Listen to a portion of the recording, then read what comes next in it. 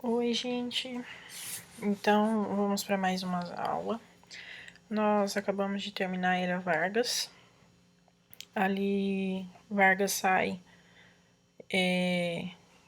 por livre e espontânea pressão, vamos dizer assim. Ele renuncia ao cargo, né?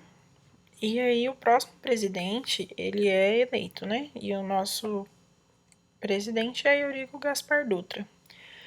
Dutra, ele governa ali de 1946 a 1951. Foi o primeiro presidente eleito após o governo de Vargas. Ele altera a Constituição Federal, né? Passa a ser aplicada uma nova em 1946 e ela é mais liberal que aquela que estava durante o governo Vargas, porque lembramos que o último governo de Vargas foi o da ditadura, né? Foi o que ele era mais ferrenho, mais ríspido, etc. Ali também, em 1946, há um rompimento das relações com a URSS. A gente começa ali pós Segunda Guerra Mundial, né? Então, daí para frente já começa Guerra Fria, esse tipo de coisa, né? Então, a gente tem aí o rompimento das relações com a URSS. E também tem o Plano SALT, que o Dutra ele queria investir na saúde. No caso, SALT seria a junção das letras desses elementos, né? Então, S de saúde, AL de alimentação, T de transporte e E de energia. Mas as metas que ele estabeleceu para esse plano não foram alcançadas, ele não foi um plano eficiente que realmente promovesse mudanças, né? Que realmente fosse efetivo.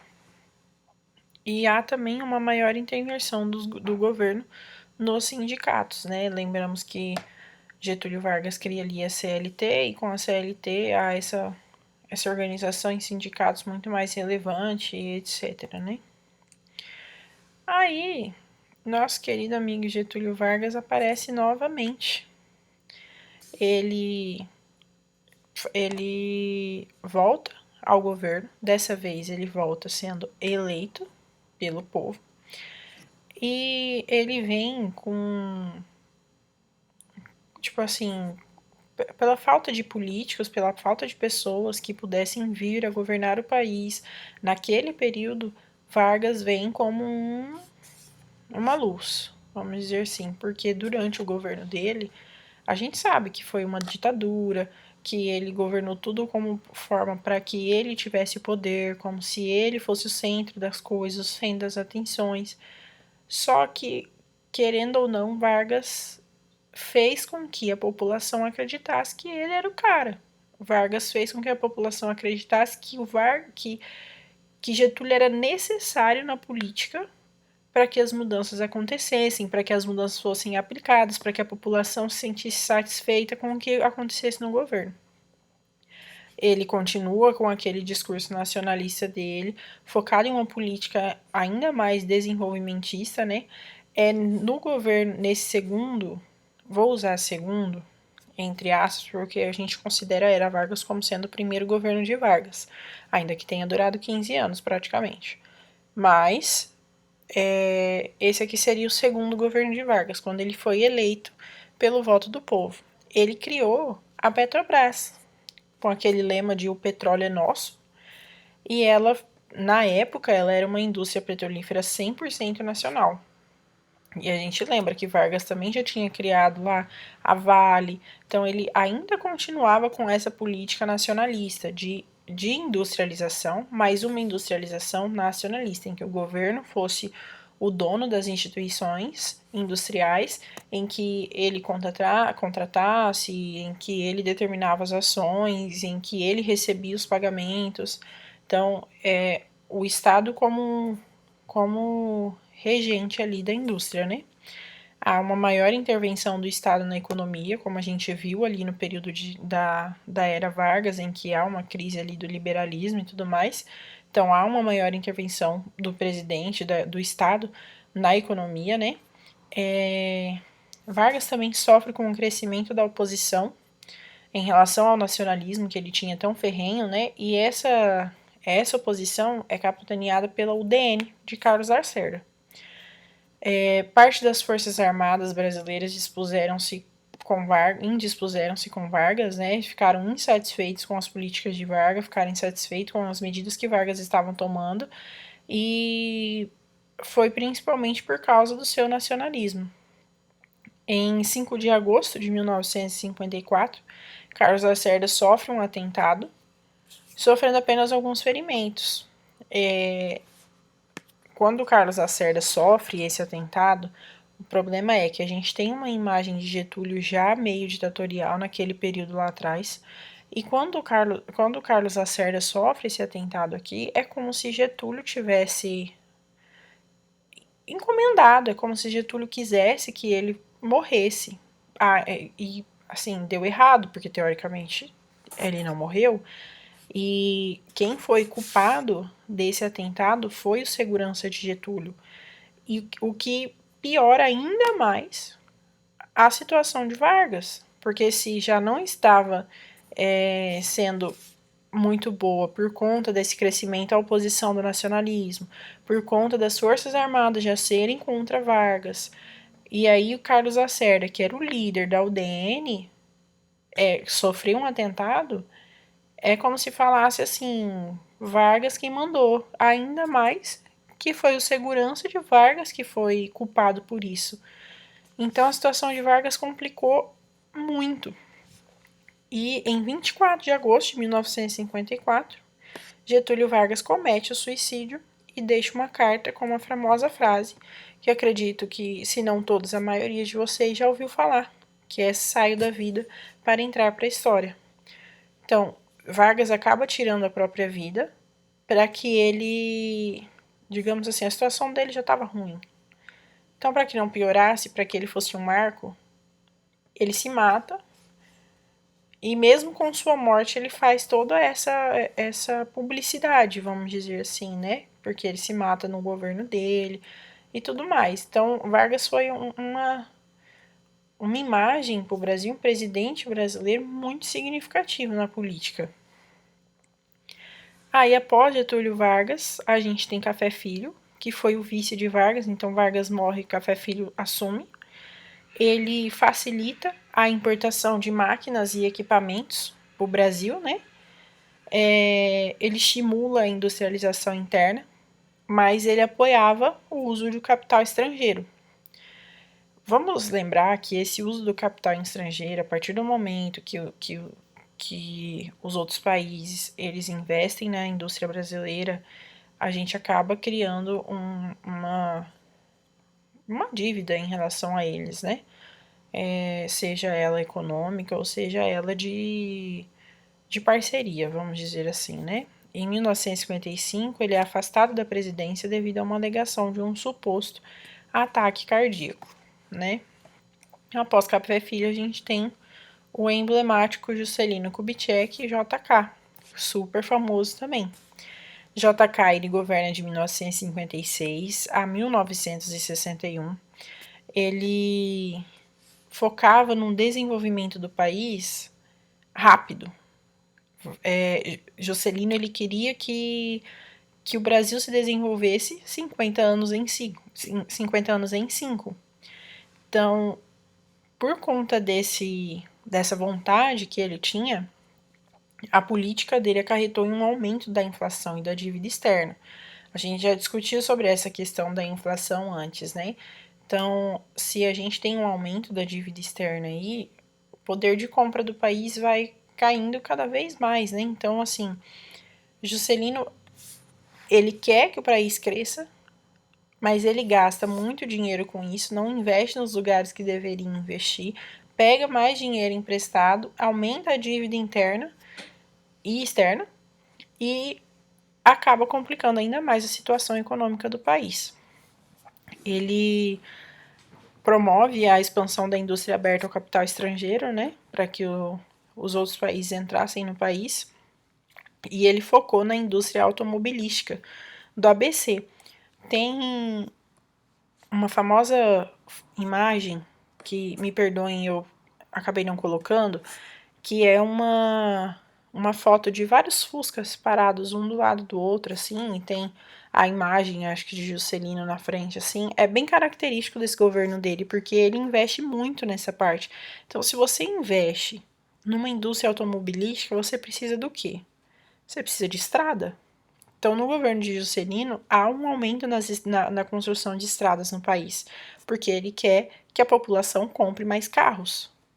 O que a gente entra naquela parte de geografia, que a gente percebe que o modal de transporte do Brasil, ele é inadequado pelo tamanho do nosso país.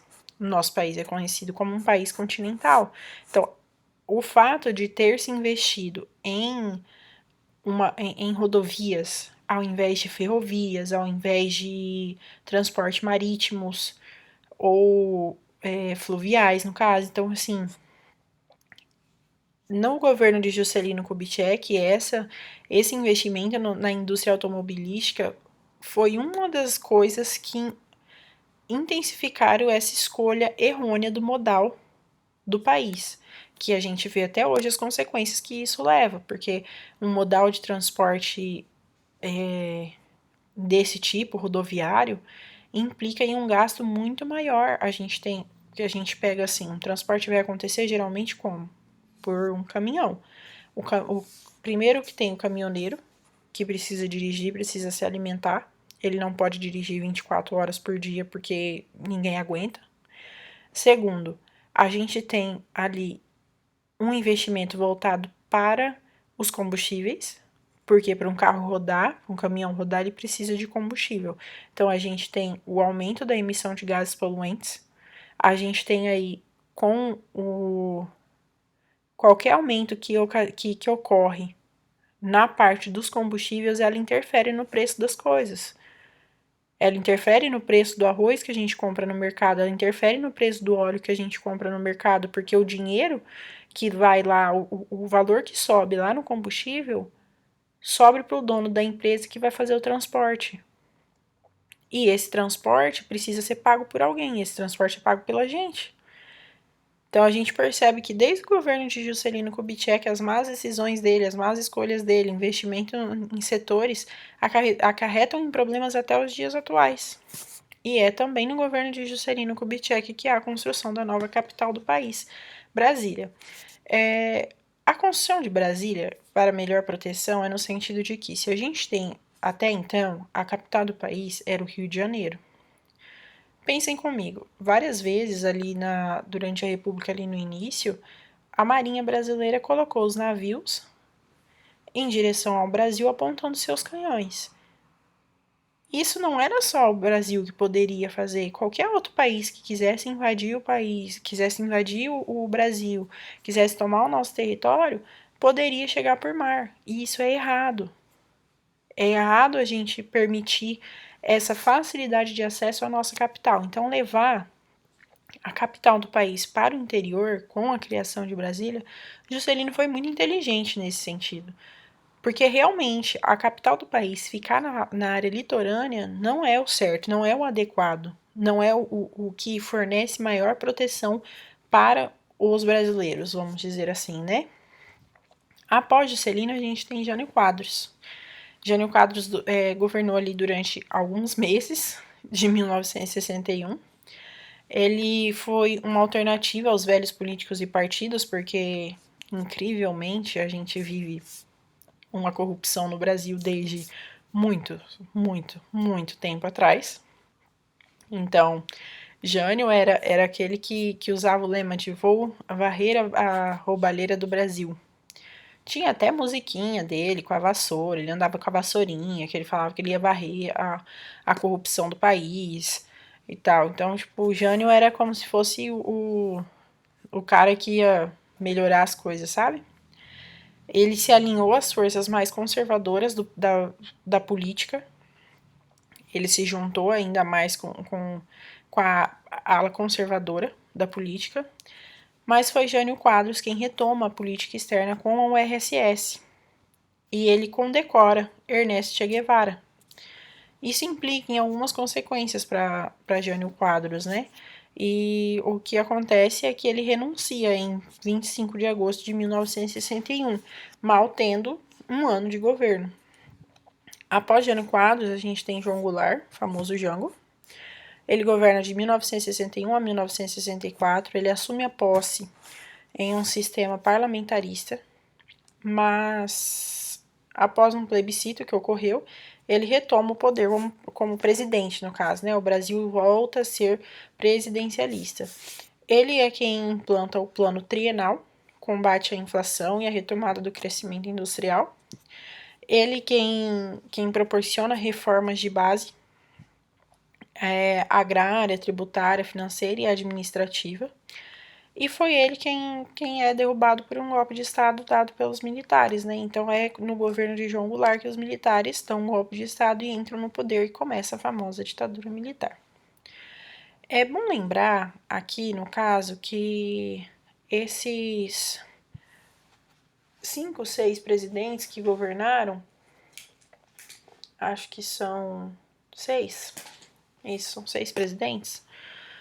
Os 6 presidentes que governaram o país nesse meio tempo, entre a era Vargas e entre a ditadura militar, é importante frisar que, assim, lógico, a gente é preciso estudar eles, é preciso entender a dinâmica deles, mas da mesma forma que ali na República Velha a gente precisava entender mais sobre a política, mais sobre a situação financeira do país, aqui acontece a mesma coisa. Esse período entre a era Vargas e a ditadura militar, ele não são todos os presidentes que são realmente importantes neles. Então, assim, quando vocês forem estudar, tentem focar mais no Vargas, porque aí vocês estudam a era Vargas e incrementam esses 4, 5 anos após, que foi ali quando ele se mata, né, no segundo governo dele. E Juscelino Kubitschek, óbvio, estudam os outros, mas foquem nesses dois. Porque a maioria das perguntas que vão cair vão ser sobre Juscelino Kubitschek e vão ser sobre Vargas, tá? As próximas aulas eu vou trazer a parte da ditadura militar.